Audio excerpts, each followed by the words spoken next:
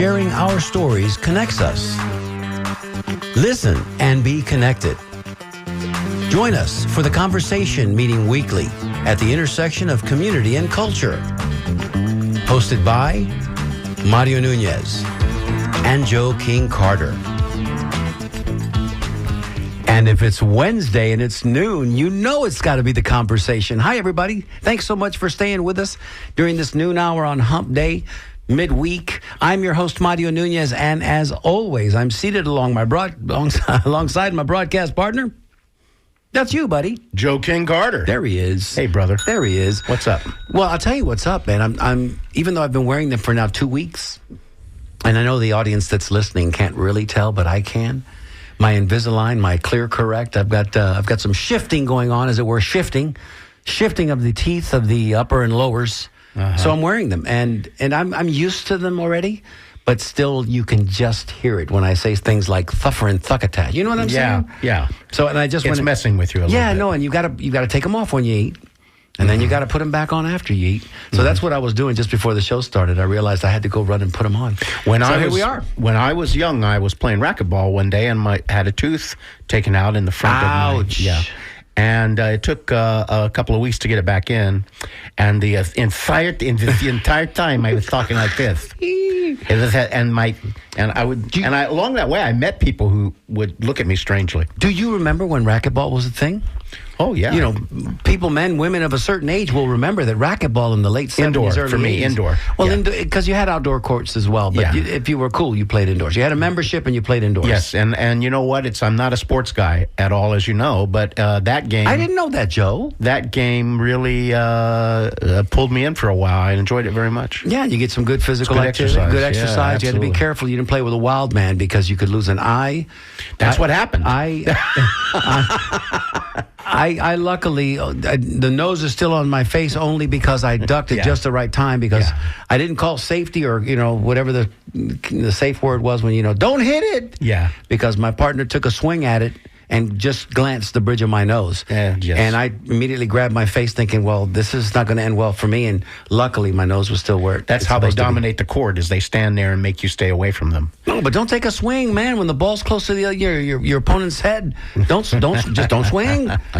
Anyway, hey, Joe, what kind of a week did you have? It's we always do this at the beginning of the show. Oh, yeah. Well, I had a great week. Yeah? Yeah. Well, what did you do this week? Because I went to Bowling with the Dudes and Dudettes for a WMNF fundraiser. Yeah, and how did that work out for you? I just had a lot of fun there. Yeah, you did, didn't you? You actually came in second place. Yes. Good for you, buddy. Yeah, well, win place and show. Yeah, well, I come from... in the money. Well, we come from a long line of leprechauns who played 9 pins down in the cave. Whee! Well, I tell you what, it was a lot of fun. I enjoyed it immensely. I know that it turned out to be quite the productive fundraiser for WMNF, and I think that the scuttlebutt around campus is that we might be doing it again. Oh, I hope so. I think that'd be a great idea, and I think it should be even bigger and better next time. Absolutely. Yeah, and let me also say a shout out to my teammates, because truly, all kidding aside, if everybody on my team had my score, we would not have accomplished much of anything. A little different outcome? So, yeah, but we had lots of fun. I was here just to have fun, as I think most people were. No doubt. But my teammates really supported me. So thanks to the staff at Pin Chasers on Armenia, because they were very helpful. They, when you come in with 100 or so WMNFers, and there's a lot of that chaotic, frenetic activity, everybody's getting their shoes, they got to get their balls if they don't have their own equipment. It was kind of helter-skelter at the beginning, but once everything got into the groove, we had a great time. And again, thanks to everybody that participated. If you happen to miss it, please be mindful. We'll probably do it again. We'll promote it here on the radio, and we will definitely invite you to be there with us. Hey, buddy. Who do we have in studio today? I'm so excited to interview this gentleman. I've known him for a hot minute, and I know his story. But today we're going to drill down deeper and see if we can unearth, excavate maybe some nuggets that we didn't know from before. Yes, absolutely. Well, we have with us Copeland Moore, or is it Copeland Moray? No, it's Moray, actually. Moray. Actually. But, we anglicize it here. Well, I say Moray because I'm a huge fan of Benny Moré, the great Cuban stylist. So, yeah, great singer. Copeland, welcome. Welcome, Copeland. Welcome to the conversation. Thanks, guys. Thanks for having me. It's great to be here. Appreciate you, Mario. Joe, nice to meet you. And yes. Yeah. Always a treat when we get to sit and learn a little history from you. And of course, today we're going to learn a little bit more about you on the personal side. How is it an okay question to open up with? You're in your 4th decade already. I think you might even be close to your 5th decade of life. Where are you on that whole? What year did you graduate from high school? Because I can do the math. 98. Or you can just make it easy on us. No, do the math. Let's see it. I got 98. There you go. About 43. 44. Close. There you go. Yeah. Well, good, man. That's prime age right there, man. That's it. Yeah, I'm feeling good. You got the stamina, you got the health, you got 30 plus years of still productive, viable life ahead of you as far as working your business, which we all know you sit atop the legacy company La Segunda Central Bakery, or La Segunda Bakery as it were today.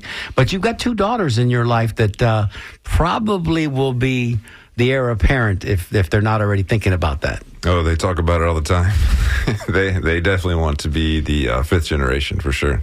Yeah, Lillian, she'll be 13 in October, and Margaret will be 10 here in a couple weeks. So, and if you haven't seen the girls in a while, they don't look 13 and 10. No, they've grown up fast. They have. But they go back and forth on who's going to take over and what's going to happen. But for us, we want them to be happy. So whatever happens. If one wants to do it, that's great. If both want to do it, we'll try to figure it out. If neither want to do it, then we'll tackle that. Figure that out too. But just think how nice that option is for them to be 5th generation. That's great. Yeah, that's a wonderful thing to have handed to you. Yeah, absolutely. Now, the picture that I always get a kick out of seeing, and I just saw it this morning a little while ago, was you standing with your dad. You're probably about 3. You've got your Beatle haircut going, your little mop top, your little blonde hair, bowl cut, and your grandfather's there too. And what a great picture! Great picture. So, Joey, why don't you start us off? So here's what we're doing. We are certainly, if you're not aware out there, and it's possible you're not, that La Segunda Bakery is a 4th generation legacy business in Ybor City of great historic nature in its original location with other stores that have now opened. And it is, if you are Ybor-centric like I am, it is a place that everybody knows about. Tourists come from around the world to go to this bakery, and so it's very important. But and it's going to dominate the conversation, I'm very sure, because there's lots of things I'd like to open the door on having to do with production and expansion. But let's talk a little bit about your life, Copeland, aside from that as much as we can. It's been a big part of your life, your entire life. But growing up, what was that experience like? I mean, you kind of knew as a child that this was kind of everything in your father's and your grandfather's world, right? It was, and it's still obviously a big part of our family. The topic at dinner always ends up at the bakery at some point, and that's how it was when we were younger. And when I was small, I can just remember, like, my grandfather, that's all he did. He would go to the bakery. He would come home pretty early because he worked early mornings. And then he would come home, and I think he would take a nap and then watch baseball, and that was it. And then he'd wake up the next morning. It's the same thing, 7 days a week, 365 days a year. And so it was always a big part of everything we did. My cousins would be in town for the holidays, and we would pack cookies for Christmas, or we would help pack bread, or we would just run around the bakery and climb with the flour sacks. Like it was just always something that we did together. And it's nice because our family does that now. Our kids come and help, and it's a good tradition. It's fun to be a part of, especially during the holidays. Even if we're just selling bread out there, but it's just it feels good. So you ran around in South Tampa, is it safe to say? Did you kind of your schooling, your earlier formative years when you were 3, 4, 5? Now you're going to the bakery. You're doing all these fun things, climbing on the sacks of flour with your cousins. Then you started elementary school. Where'd you go to elementary school and junior high? St. Mary's, and then to Berkeley for high school. St. Mary's, which was, if I'm not mistaken, right behind Coleman Junior High School? Right, yeah, right next to it. Right next to it, yeah, because I was a Coleman Cobra for a while, and you might have been, I don't know, you might have been in the first grade there at St. Mary's at the time that I was, I guess, what year were you born, Cope? 1980. You definitely were not there at the time. You definitely. In fact, your parents might not have been married yet, but, I'm just guessing. So how was that? How was that experience? And you play at Tampa Bay Little League? Because I know one thing we know about your dad, Tony, besides that he was an incredible human being, and we miss him terribly. I know, speaking for myself, because I always used to enjoy seeing him there at the bakery, and he always had time for me. He always came out and told me something special that I didn't know from before. But he was a tremendous baseball fan, and he gave a lot of hours over there at Tampa Bay Little League. You played there? He was a big fan. He was a coach. He coached me, from when I was 6 up until 14 when we were done playing Tampa Bay Little League. But yeah, I played there. All my friends played there. Really great memories from Tampa Bay Little League, and I love seeing it. We still live there. We live in Courtworth Bayou. I grew up in Beach Park, where my parents' house still is. So I'm always driving down Manhattan and always by the field, and it's great to see that that's still alive and extremely healthy. They actually put a bench memorializing my dad at the field recently after he passed. That's something special. Yeah, I did not know that, but you know what? I'm going to have to get over there and sit on that bench and take a picture of that bench, certainly. Yeah, it's very cool. And it's Tampa Bay has, in that little corner of the world right there, is still going strong. It still has a strong core of community involvement. I think the neighbors have always taken that as a special place. I know when I played there in the late 60s, and my last year there was 71, I played with J. Rex Ferrier Jr. We always had that experience of playing with the South Tampa guys, and it was very competitive. Was it competitive when you were there? Oh yeah, our team was good. We lost in the district finals, but we lost to Jeff Getz. Remember him? I do. He played at Northside. He went to Jesuit, got drafted, I think, number 8 overall. Lefty threw absolute gas, and why is it that the lefties always threw absolute gas? I don't know. This man, he was. I actually played softball with him not too long ago. That's cool. He still got it. But, that's cool. Yeah, he threw. We lost 2-1. I still remember that in the championship game, and they went pretty far that year. But yeah, we had some real good players. Some guys I'm still really, really tight with. Our families are friends. Our kids are friends. A lot of good friendships and memories from Tampa Bay Little League. I saw that group of gentlemen that you're speaking of surrounding you at your father's memorial over there at the tennis club, and I could tell it was a good group of guys that you were. For sure. Your buddies. Mm-hmm. So you finished it. He's in elementary school now at St. Mary's, Joe. Right? Were you already 6 feet tall? What's going on there? No, I didn't grow until my junior year of high school. Really? For real? Yeah, that's real. No, I stopped growing by then. That's terrible. That's interesting. How does that work? Yeah. Because those of you that don't know Copeland, he's about, 6'3"? 6'4", yeah. There you go. Nothing wrong with 6'4". No. Helps you reach that flour sack on the top there. That's right. That top shelf. Absolutely, yeah. So what? So you're going along in life now. You're in high school and things are. And when did it dawn on you, or occur to you, or was it always assumed that you would just be in this business? Did you ever question it? Questioned it a lot because my dad actually was very against me being a part of the business. Remember how I mentioned before, my daughters, I'm open, whatever they want, let them find in life happiness. Right. What works for them at that point in their life. My dad was opposite. He was, do not get involved in this business. You don't want to be a part of this. It's 24 hours a day. There's a lot of issues. All the bread's handmade. It's constantly, it's fast moving. It's difficult. And he really pushed me towards other avenues in life. So when I went to school at Miami, Ohio, and studied finance there, and so learned business. Came home, kind of got into the real estate business. Had some buddies getting into commercial real estate, which was doing really great at that time. And then there was a huge crash. I think it was 2009. The condo market crash. Yeah. 08, 09. Yep. And all of a sudden there was no business. So it just happened to be at that exact moment that my dad's cousin Raymond was ready to retire. He was ready to get out of the business, and he actually had 2 children, and neither one of them were interested. So he came to me because him and I knew each other for a long time. I worked there when I was in high school, and I actually worked there in and out through college. And he said, "Do you have interest?" And he reached out to me, and then I kind of went back to my dad, and my dad was like, "No, yeah, absolutely not." No. Like I told you. Yeah. We've already discussed this. And so something I came back at my fiance at the time, Stephanie. We had a lot of conversations. Kind of the real estate's. I don't know if this is going to work out.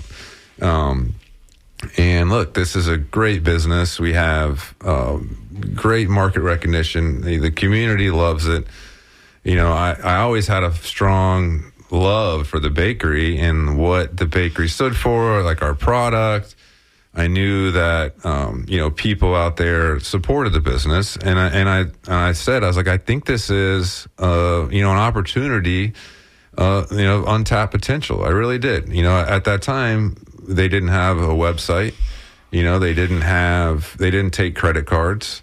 They spent $0 on marketing. Your pop was old school in many ways. He was old school, and so was Raymond, and that's how they did it. That's how it was always done, and they didn't feel a need to have. If it ain't broke, change. Yeah, it was working, and they were happy to an extent. It was hard work, but anyways, so we talked through all that stuff, and then I made the decision to purchase Raymond's portion of the business so that my dad and I would be equal partners. Yeah. Well, and in keeping with that mindset, Cope, you think about it. If they marketed and they expanded, it meant more work. It meant more business, which meant more time. I'm going to be more tired than I am right now. So how could I conceivably promote this? I don't want any more work. I don't want to make another loaf of bread. We're making enough bread, boys. We're making enough bread. But here comes Copeland with vitality and vigor and youth and some skills that he learned at Miami of Ohio in finance. And you're also a part of the new generation. So, you've got all the advantages of not being afraid of the technology. That's perfect fit, I think. Yeah, I remember I think it was like 2 or 3 years in. One year we did well that year. When I first started, we were in a bad flour contract, and that was kind of our first thing, is to negotiate with them. It's kind of, let's get out of this contract and restructure here.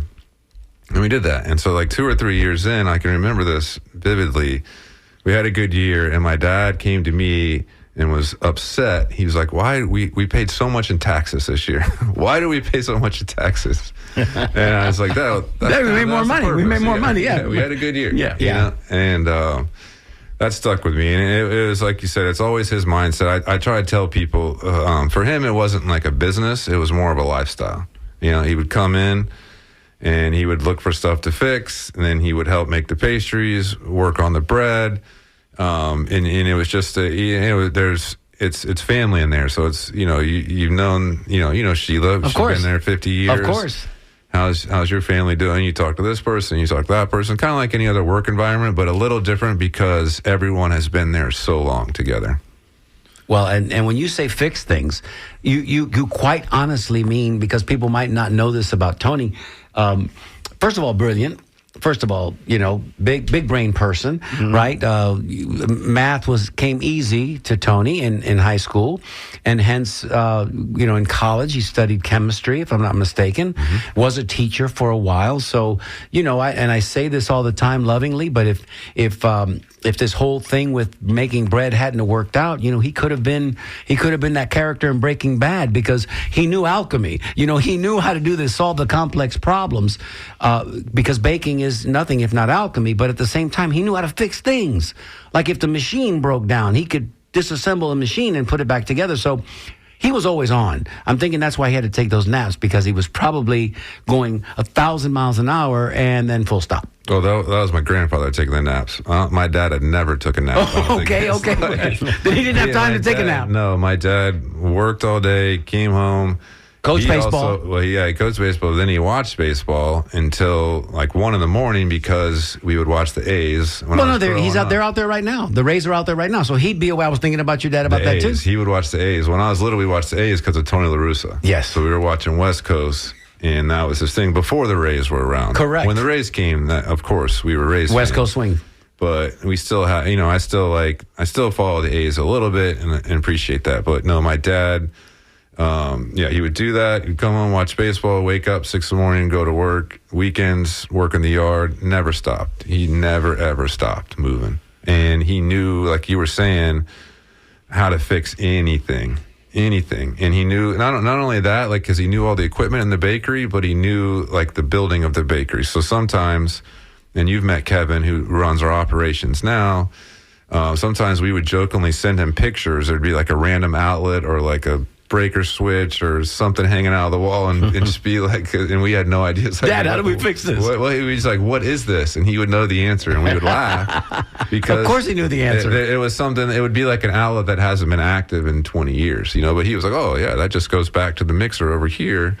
And, it's just dormant right now. So, I mean, it was nice having him. How much is that missed? I was just going to ask you, how much is that missed? It's missed a lot. I can't lie. Sometimes I go to call him, just be like, this is the problem, I need to fix it. And I'm like, oh, I can't. I just I got to figure it out myself. And I'm not mechanically inclined. Well, one of the most amazing things you said at your pop's memorial service, and I've told you this before, I think it bears repeating on the air, Joe, you might not have heard this, but, as you were eulogizing your father, and it was wonderful, heartfelt, you said, I can always remember my dad, whenever there was a problem that he couldn't solve, which was rare, he would always tell me, he said, Copeland, give me a bowl and a whisk. We'll figure this out. That's all he needed was a bowl and a whisk, and he'd figure out the problem. So that was Tony, Well, so what you're illustrating is how hands-on this business is. 100%. Which 100%. leads us to an interesting concept, because do I have these numbers right? Is it 20,000 loaves a day? That's about right. Yeah, it varies. It varies by season, and it varies. Right. Whatever. Well, okay. So let's give or take a few thousand. I don't. Yeah. It's It's still an astounding number. It's still isn't an it? impressive number. You're doing that number, and it's not done in mass production. It's done by hand. Yes, it's all done by hand. I mean, it feels like mass production because it's a lot of to hands do from these guys. Right. Mostly guys? Mostly guys. Right now, our full staff is men. We have had women bakers, come and go, and they've been great. But right now, it's all men. But it's 24 hours a day. It's 8 to 10 men per shift. Now we have Florida Avenue, which is another 5 men per shift. So it's Again, 3 shifts? Again, 3 shifts, sometimes 4 shifts actually there, because of Publix. They're slowly growing that business with us. So sometimes we have 4 shifts, but it's a lot, and there is some equipment that is used, obviously, like you gotta use a mixer, you use sometimes to help scale, but they roll the bread out by hand, they put the palmetto by hand, every single loaf gets put into the oven by hand. So yeah, it's an extremely hands-on business. Where do these palmetto leaves come from? There you go. You think he's going to tell you that, Joe? No, Let me tell you. That's like our number one question on the tour. I'm guessing. Like, You have a palmetto farm out there hidden somewhere? Well, funny you should say. That's like a whole. That might be another show. The palmetto, seriously, because That clandestine operation at midnight under the cover of darkness. no, so we have a guy. I love it. Let's ring that bell. Ace? Is it Ace? We have a guy. No, we got a guy. He has deals with landowners around, so he'll have different, arrangements with different people and different spots where he can cut the palmetto, and then bring it to us, and then we clean it and use it. But This guy. this one guy, This guy. yeah, 20,000 loaves a day. oh yeah, This guy. this guy. Well, he probably has guys too. I mean, he's got a guy, and they got There's a guy. guy's got a guy. Everybody's Okay, got well, guys. There you go. Yeah. yeah, and So tell people, remind people that might just be listening for the first time, what is the use of the palmetto frond? So the palmetto simply scores the bread. So we'll roll the bread out. We'll put on a long loaf of Cuban bread. We'll put 4 palmetto leaves. Right. So we run it down the loaf. They'll push the thumb, press it into the other one, and overlap them all the way down the loaf. And when the bread proofs, it stays wet underneath where the palmetto is, and then when it goes in the oven, it pops it open. And they say it's like a flower. So if you've seen other bread before, some places use a knife, some use a laser, but they're scoring the bread so it opens up to the right size in the oven. And for whatever reason, that's what my great grandfather learned when he was in Cuba and brought back here to Ybor City, and that's been the tradition. And let's talk a little bit about that, because I know a little bit about that history. So your great-grandfather, his name was? Juan. Okay, that's correct. You get points. Juan went from Spain to Cuba during one of the revolutions in the 1880s. Spanish-American War. Oh, during the Spanish-American War. Mm-hmm. Okay. And he brought back to America with him this recipe. And also the fact that Cuban bread, instead of being produced in a round bread, because they were having to stretch it among soldiers and people who were involved, was made this long loaf that could be sliced into small pieces very easily. In portions, yeah. Yeah, in portions. So he brings this to America and begins, 1915? Correct. Begins to create this business that now today is producing 20,000 loaves a day. It's really an amazing story when you think about it, right? Oh. And in that he was very... had to be very sure about this palm frond being in it. There's sort of a mythos around that it affects the flavor, or it changes the way the bread bakes. Yeah, I don't think it affects the flavor, and I don't know for sure because I've never done it without it, and I wouldn't bake a loaf of Cuban bread without it. But there is, and I'll say this, that there's a lot of questions with the history of the bakery in Juan and how the bread got here, and the Cuban sandwich is a whole other show also. But, of course. There's things that have been repeated to me and that I feel like is the accurate story. And so part of that, one of the questions is where the actual recipe came from. And I have cousins that have gone back to visit our family that were from the Catalan region of Spain, like near Barcelona. Mm-hmm. I have cousins that have gone back there and tasted bread from that region and been like, this is exactly the same as Cuban bread. Interesting. So what my cousins feel is the actual truth is that the family had the recipe in Spain, right? Had the recipe to learn how to make bread, probably didn't use a palmetto leaf, came to Cuba, fought in the war, plenty of palmetto leaves in Cuba. Plenty of palmetto leaves in Cuba. And maybe they were making bread, maybe they're a different style of Cuban bread, but they were using palmetto leaves. But with the same recipe. But we don't know. That's what I don't know. I don't know if he brought that recipe and was making bread in Cuba, or he was using their recipe, or there was two recipes. Right. There's a lot of questions, that frankly, we will never know the actual truth. It's just kind of like, by us talking about it, it keeps the history alive, and we're going to do the best we can to get close to the truth. Right. Well, those myths are very interesting to me because I remember when I first came to Ybor City, I remember I was introduced to Cuban food by an older Anglo gentleman. We'll call him that, and he said, "Well, you'll know that palmetto frond in there adds that flavor to it that's special." And I said, "Well, really? That sort of didn't make sense to me, but there it is." So.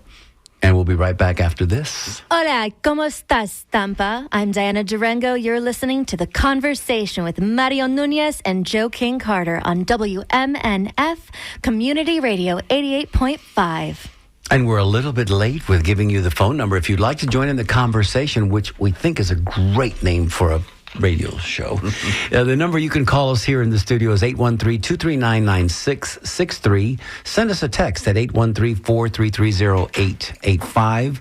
Emails are always welcomed. DJ@WMNF.org. We're talking today with Copeland Moore, the fourth generation leader, owner of the legacy business here in Tampa, known internationally, really. We'll talk about that in just a second because it wasn't always the case. Copeland brought that to the fore. La Segunda Bakery, maker of the Cuban bread that we all know and love, and arguably what makes the Cuban sandwich unique. And again, as Copeland alluded to, that's for another show. We'll bring you back for that one, Cope. But I wanted to just quickly throw out there, there's a pizza parlor. Pizza parlor, that's what we call them, right? Downtown, that's been there for 30 years, 40 years almost. Eddie and Cope, help me out here. Guys, anybody out there listening? Eddie and Sam's? Eddie and Sam's. Is it Eddie and Sam's? I don't know. It is Eddie and Sam's. I'll go with Eddie and Sam's. Listen, this Tampeño here, of course, when they opened up the business, I hadn't moved back to Tampa yet, so I hadn't really been introduced to it. But I just was the other day by my good friend Alfred Goldberg. He bought us lunch. And what I realized was they have this little marketing campaign where they say right there on all their materials that they bring in their water from New York each week to make their pizza, to make their pizza dough. And an argument can be made, and maybe we can get Copeland to verify this for us, that it might just be the water also that makes the bread as distinct as it is, because certainly they try to make Cuban bread in Miami, and an argument could be made that if a Cuban is making the bread or selling it in Cuba, isn't it by proxy Cuban bread? Well, it's not really, because it's Tampeño bread, a.k.a. Cuban bread, that your family has been producing since 1915. Anything to that, Cope? The water in the city of Tampa? I do. I think water is extremely important for, all facets of life everywhere. 100%. There's, water quality. I'm sure you guys have talked about it here, but water quality is important, and water's different everywhere. And I feel like the way we treat our water, we have a water softener that goes in front of our, all of our equipment, that some bakeries don't do. And I think that does change things. It's kind of like, drinking soda. Some places treat their water and some places don't, and you can tell the difference. I mean, people always say like McDonald's has the best soda. Well, research what they do to their water, and it's just better, and that's what happens. So it might be too, because it's chemistry, right? It's chemistry, right? It's yeah, there you go. It's chemistry. Well, it might be that the water affects the taste in its purity, that it lacks the impurities that everybody else has. That could be part of that situation, I would think. So, Cope, you're okay, sir. You've embraced now the opportunity that's presented itself to you as an adult, right? And you're bringing your youth, your vitality, your acumen, everything you've learned in college, that energy, and you're trying to grow the product. What was the first big move you made other than renegotiating that contract for flour? What was the next move you made? Well, the first big move we made was opening Kennedy. Let's talk about that. Yeah, so that took a long close by your time. house, close by your ancestral manse, as it were, where you grew up. Yeah, we knew we wanted to be near South Tampa. We felt like we had the most support there that's where our family grew up, and we knew the most people in the community, and close to mom and dad. It was close to mom and dad, and close enough to Ybor where it wasn't a huge stretch with brand recognition, and so that took, I think we planned that for like 6 or 7 years. It was a slow, long plan. It was a huge jump. It was a leap of faith. Sure. We weren't sure. It's like opening any other restaurant. You don't know what's going to happen. And so we just very, very, very slowly planned it. And then, at one point finally pulled the trigger. In great part because your dad was probably so cautious with it, too. Mm-hmm. He probably didn't want to jump out there too far, get over his skis. But boy, has it done well. I mean, the brand recognition, certainly. And you went from there and you just kept going west? You got over into St. Pete? Over to St. Pete. Yeah, Kennedy's great. I think it's just got it's a good environment in there. You go in there and people are having conversation, and every time I go in there, I see somebody I know. So there's always just like a very good energy. The coffee bar is there, and it's been a great thing for us for sure. I can see that because whenever we go in there and we sit, you always run into people that you know, mm-hmm. and you would have that absolutely in the Ybor City store as well. The only thing is there's no room for tables, and I know we've talked about this before. Mm-hmm. are you going to break any news today about expansion of the Ybor City facility? That would be like almost, how are you going to rebuild? How would you do that? I know we've talked about it, Cope, and you said, that maybe expanding the production facility here and updating it.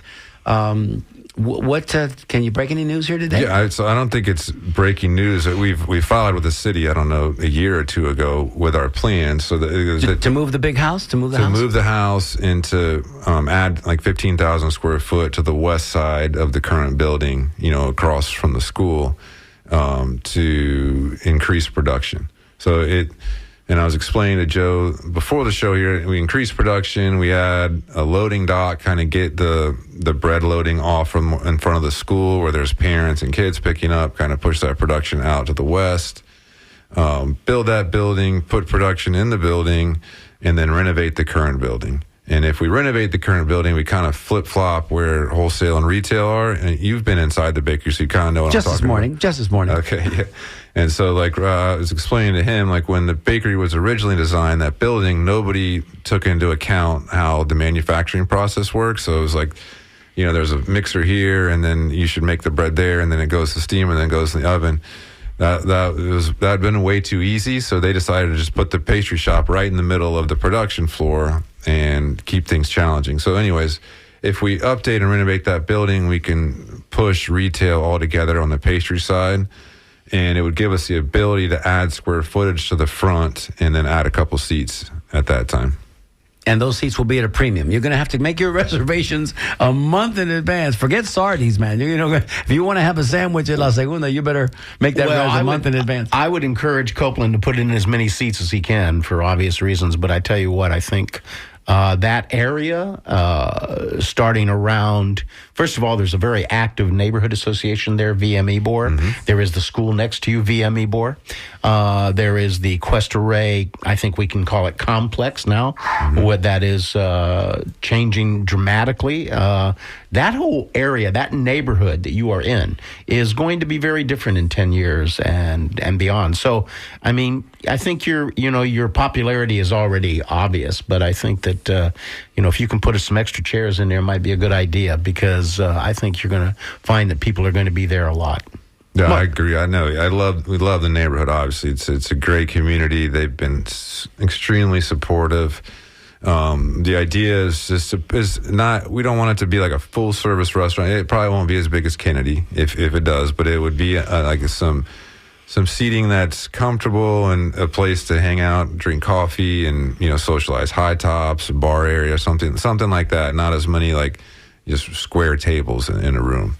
Yeah, if you didn't change your menu one molecule from what you have right now, you'll still have a lot of popularity there, because just to be able to sit and eat a Cuban sandwich in La Segunda will be a special moment for many people. Well, it's not unlike if anybody's traveled to New Orleans and you go to Café du Monde. You get the coffee, you get the beignets and the powdered sugar everywhere, but you do it so much because you want to be able to say, I had, cafe and beignets at Café du Monde. So people will come here to La Segunda to say the same thing. Right. And how does that make you feel, Cope? I see you smiling from here, man. Doesn't that make you... Doesn't that swell your chest, great. man? Yeah, make you it does. proud? It's a sense of pride, for sure. Absolutely. I mean, it's something that our family has done, and I'm lucky enough to be involved in it. I'm lucky enough to have my kids and to have them involved in it. And, it's great. It's great to be a part of Tampa's history. That's the way we feel, that we are ingrained in the city. There's no doubt there's a few families that come to mind, and yours is certainly one of them, top of the list. So you work, man. You put in the hours, and then you got to decompress, Maybe you go to the UP, Michigan, and you do some rafting. I mean, somebody told me, your mom told me, that you were, you got on vacation. You went away on vacation, took the girls up there and got into some cool weather here a few weeks ago. But you're also a sport fisherman of some renown. You care to tell us what you do when you're downtime? I tournament redfish. That's my thing. It's just nice. Just doing competitive red fishing. We travel to Louisiana. We've traveled to Texas before, mainly around. It's just the Gulf Coast, right, where the redfish are, and mainly around the state of Florida, so to Jacksonville or Steinhatchee, anywhere like that, where there's a couple of local series. It's kind of like bowling, like you there you go. competitive bowling. It's a hobby. It's something that we do, and we don't win all the time, but we go and we have a good time. We have, you'll go to Louisiana and be at a camp with friends for a week, and the fishing is phenomenal, and man, it's great. It's a good offset for sure. Absolutely. And where and how did that start? Wow, that's a good question. Joe? I've always, my dad loved fishing growing up. He kind of got me into fishing. It's always been a passion of ours. I remember when we got a boat when I was in high school, and it was a pro sport. It had a 150 Johnson on it, and probably every third time we went out, it would break down.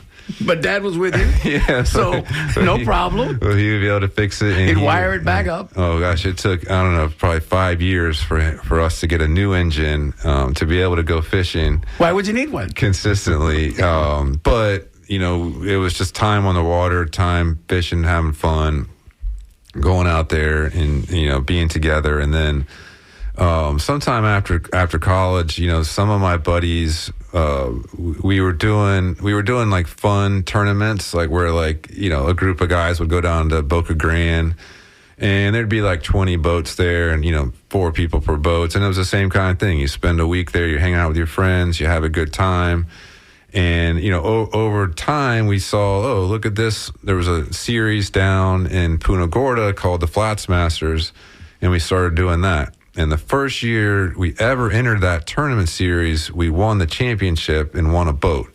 And so, Mercy. Sounds like the story with Lucy last week. Her first tournament that she won in Brussels, she won the world championship. I will say that. Where do you go from there? That was the pinnacle of my redfish career.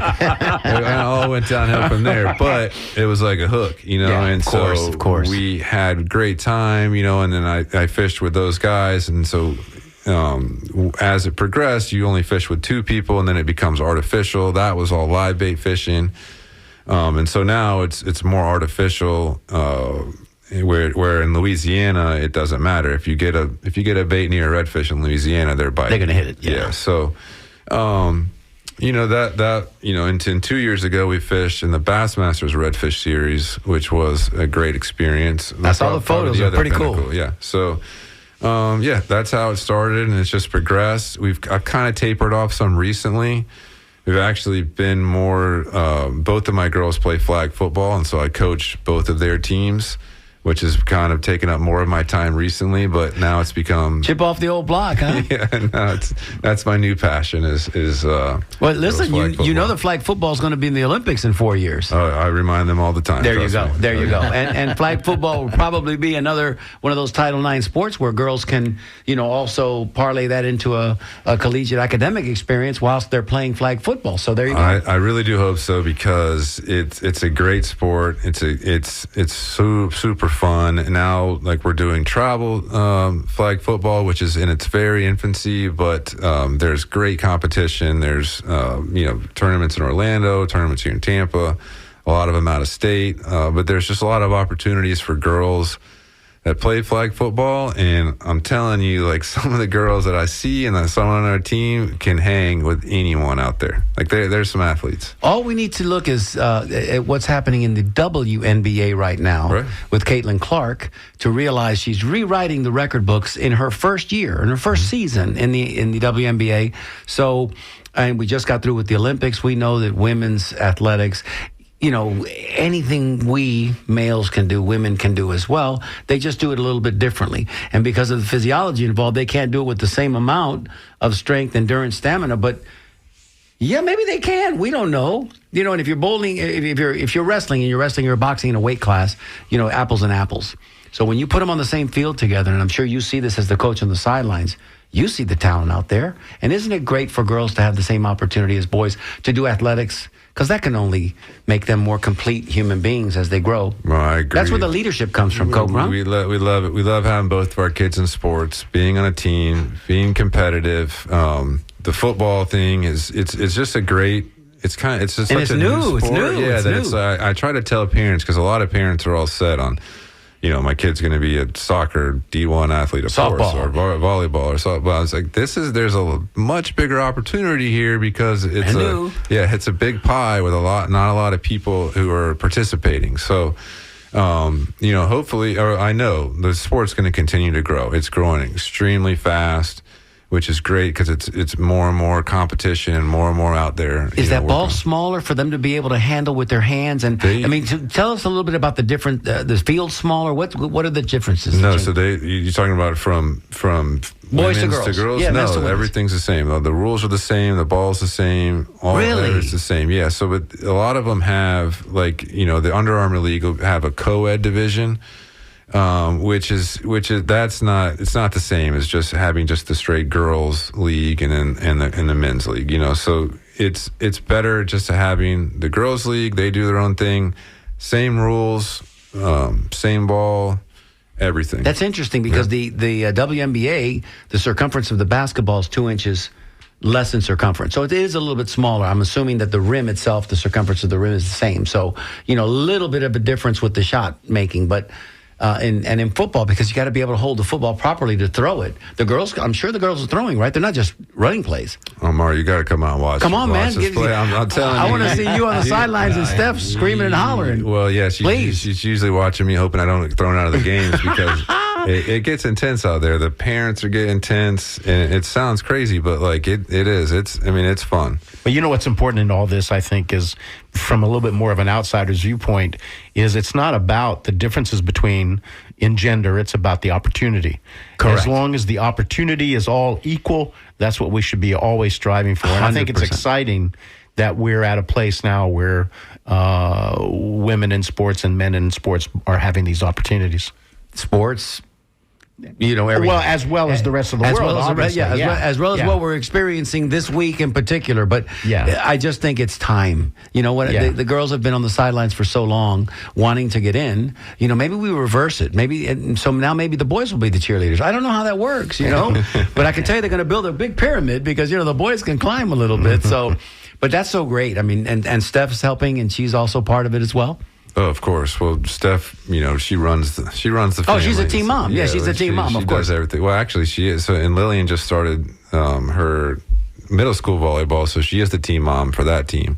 So, and she's tall like her pop, so of course she's going to play volleyball. Yeah, she loves volleyball. That's her new thing. She's in club volleyball, which is But she's not going to be the libero. Don't try to put that on her because she wants to spike. She's outside hitter. Outside hitter, of course. Mm-hmm. Little inside baseball there for those of you that are listening. The libero is the one that, and this is interesting, but they always wear the different color jersey because they're the professional setters, as it were, right? They're the defensive specialists. Defensive specialists, right? Actually, I learned all this last year. They're the ones that are always digging. They're always down low. They're always digging. They have a setter, but the libero, I think they wear that uniform because they can unlimited substitutions. Correct. And someone's trying to tell me I'm wrong out there. I'm just learning. I think you're right, though. I think you're right.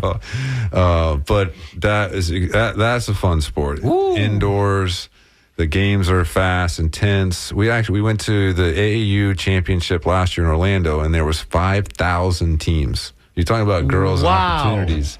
5,000 teams. Each team's got 20 players at they're least. like 10 to 12 on the team. Okay, like basketball. It was the entire, both sides of the Orlando Convention Center were full of courts. Oh, everywhere. My. The noise and the whistles blowing, the noise. It was great. It was fun. That must have been intense. Mm-hmm. Well, again, Joe, we just got through watching this with the Olympics.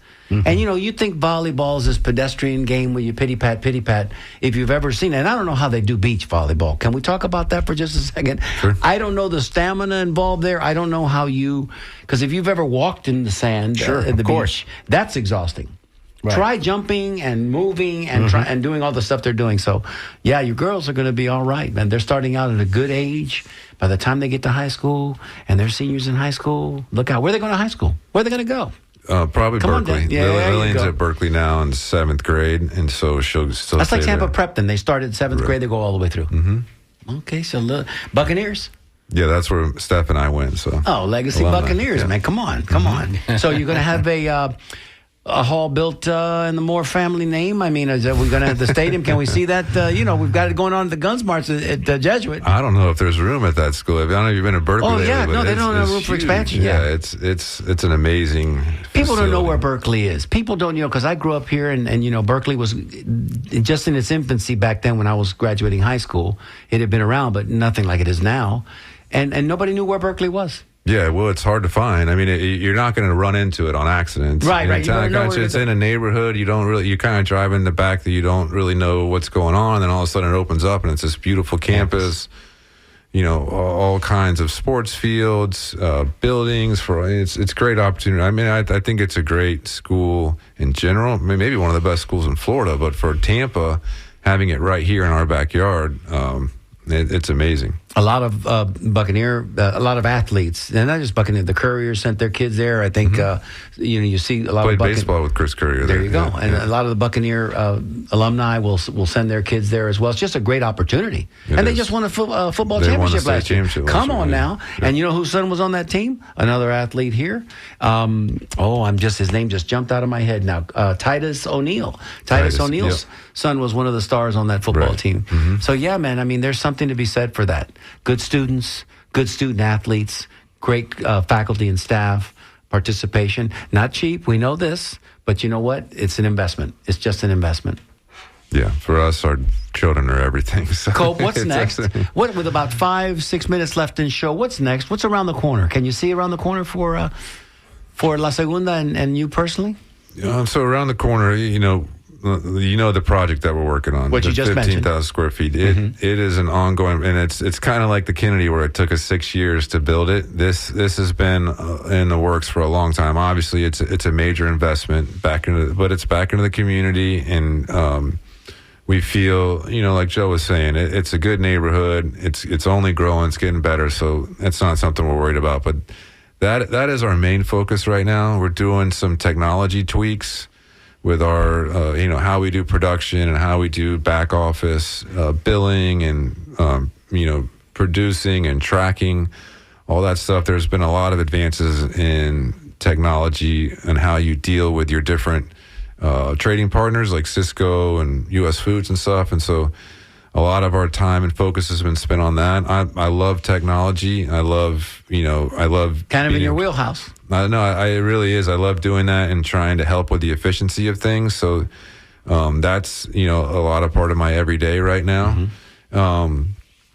But yeah, other than that, it's just our kids. Like I said before, I'll go back to it. Like, what we're going to do in flag football this year, what each kid's going to do in volleyball next year, how they're doing in school. That really just dominates our conversations day to day. I think that's important to remember because, the pastelito de guayaba is always going to be there. The Cuban sandwich is always going to be there. Tony's turkey sandwich. All these things you can count on each and every day. But what people don't see is the small little things that are happening behind the scenes that are going to secure that future for La Segunda going forward.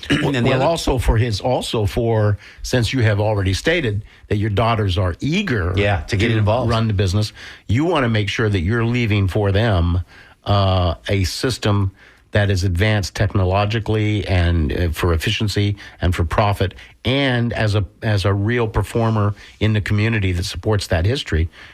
All of that is being wrapped up together in the decisions you're making right now. Yeah, no, I worry about that a lot, and it ties back to how my dad treated me with the bakery and how, he warned me, but his kind of thing was like, just don't do it. He didn't really explain it. So I think about that a lot with my decisions and our plans for the future.